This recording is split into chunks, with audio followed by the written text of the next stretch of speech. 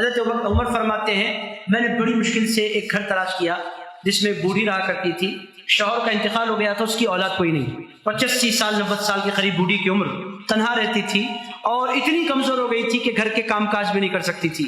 پورا مدینہ پھرنے کے بعد وہ ایک گھر مجھے ملا۔ میں نے ڈیسائیڈ کر لیا کہ روزانہ اس بڑھیا کی خدمت مجھے کرنی ہے تاکہ بے سہارا کی مدد کر کے میں اللہ کو راضی کر لوں۔ حضرت عمر فاروق فرماتے ہیں شام کے وقت میں نے اس کا گھر دیکھا تھا، میں نے طے کر لیا کہ کل ناشتے کے بعد اس کے گھر مجھے پہنچنا ہے، اس کی خدمت مجھے کرنی ہے۔ حضرت عمر فاروق فرماتے ہیں ناشتہ کر کے اطمینان کے ساتھ میں اس کے گھر پہنچا، وہاں گیا تو اس کے کپڑے دھو دیے گئے ہیں اور برتن دھو دیے گئے ہیں، جھاڑو دے دی گئی ہے اور گھڑے میں پانی بھر دیا گیا ہے، اس کے ناشتے کا اس کے دوپہر کے کھانا بھی بنا دیا گیا ہے۔ جو کمزور بڑھیاں کیا کھاتی ہیں، جتنا بھی وہ کھاتی ہے، صبح کے لیے الگ رکھا ہوا ہے، دوپہر کے لیے الگ رکھا ہوا ہے۔ میں بڑھیا کے پاس گیا، جا کر کہا یہ سب کچھ کس نے کیا؟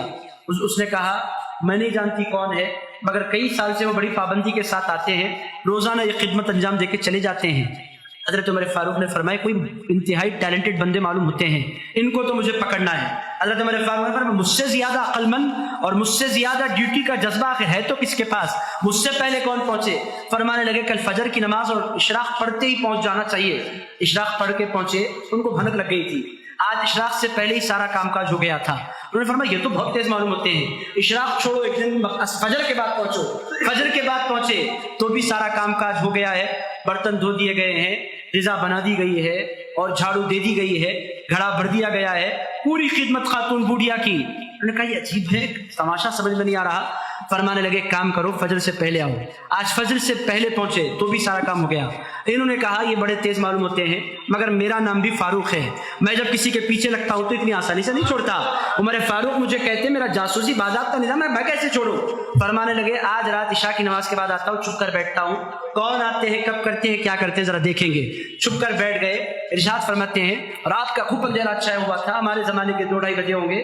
خاموش آنے کا انداز کیا تھا؟ جو آ رہے تھے وہ چونکہ لکڑی کے چپل اس زمانے میں ہوتی تھی کھڑاوے، یا پھر اس زمانے میں چمڑے کی چپلیں ہوتی تھی، وہ جب آئے تو ان کے آنے کا انداز کیا تھا؟ جو ہی قریب آئے چپل اٹھا لی تاکہ بستی کے لوگوں کو معلوم نہ ہو کہ کوئی بندہ آ رہا ہے، چپلوں کو پیر میں اٹھا لیا، ایسے داخل ہوئے جیسے کوئی بہت ڈر کے داخل ہوتا ہے، ڈر کر داخل ہوئے، سارا کام کاج کیا اور پھر وہ کام کرنے کے بعد پھر چپل اٹھا کر آہستہ جانے لگے۔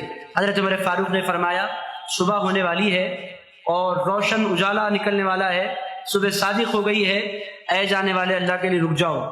جب یہ آواز پیچھے سے سنی انہوں نے اپنی رفتار بڑھا دی، تیز چلنے لگے۔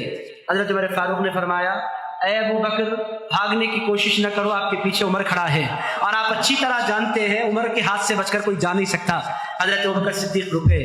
ارشاد فرماتے ہیں جب میں ان کے سامنے ہوا میں نے کہا پہلے ہی دن مجھے اندازہ لگ گیا تھا کہ مجھ سے پہلے خدمت کے لیے کوئی پہنچ سکتا ہے تو ابو بکر صدیق پہنچ سکتے ہیں۔ عزیزان گرامی قدر، یہ خدمت کا جذبہ تھا حضرت ابو بکر صدیق کے پاس۔